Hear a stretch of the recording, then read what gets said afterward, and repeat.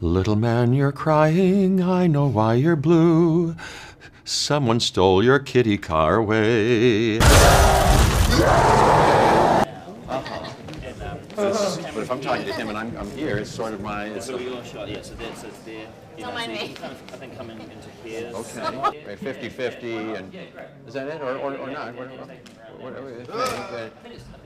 Like this? Yeah. Was that I play the Grandmaster. Yes, I'm the head of Sakaar, and it's colorful, and even though I've lived since shortly after the Big Bang, 14 million years old, the only thing I like to do is to play games, really.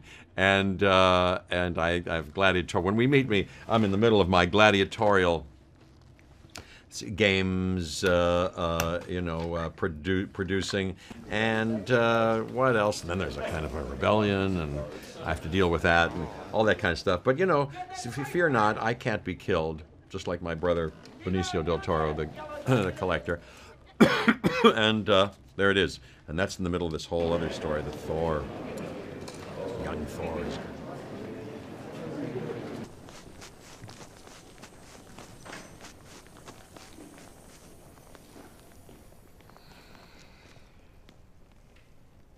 Maybe when you come along here, not high, but sort of low, Yeah. then you just go cool. Damn, okay, cool. 2, 1, go!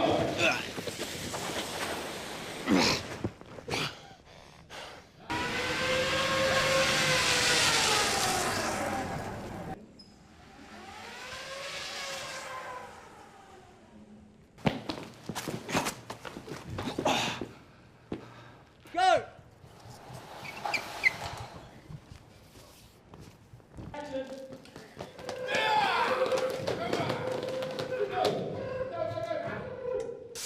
I think the objective from, even years before we'd written the script was to change this film up in some way. I think it all started to feel a little bit familiar and predictable, and I called Kevin Feige and said, we got to do something different here. And he agreed, and was incredibly receptive. And then we had Taika come on board, who had the same attitude. And so it was about changing the aesthetic look, the hair, the hammer, the costume, everything, the world that we, were a part of, the universe, the music, everything.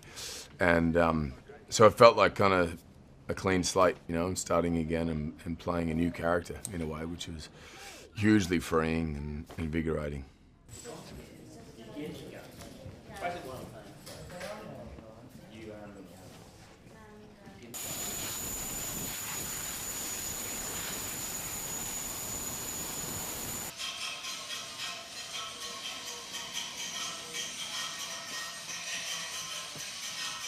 I think there's a vulnerability to him, and then accessibility to him that wasn't there prior. I think the first time I played the character was about making him, playing a god, and being sort of ethereal and godlike and speaking a certain way and moving a certain way. But the problem is with that is that then it's good for one film, but then after that you sort of hit a ceiling and you have nowhere to go. And so this film was about kind of stripping that back and having a greater access to that vulnerability and relatability about he's one of us. He has the same problems that we all have. He has the same insecurities that we all might have, or the same sort of concerns or fears or whatever. And then so we sort of did away with any exterior sort of confidence, and he was almost on the back foot a lot of the time, which is a lot more fun to play. There's a self-deprecating sort of attitude and sense of humor that comes into play.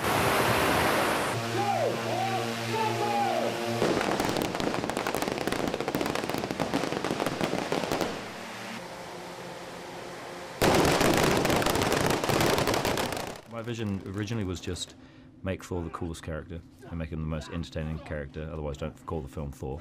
And we wanted, and Chris had already said this to everyone as well. He's like, I want to do something where I'm not doing the same thing. I'm not treading water again and again. I want to change the character up and make him more fun and just have an adventure. And so, and Marvel are very responsive to when people want to do that stuff. So I went in, and my vision was just that: make it fun and colourful. And look, that poster. It's like, it's got to be like that. It's got to be like the comic books that I grew up with, where it was like splash pages and Kirby art, and it's fun and like vibrant, and you know,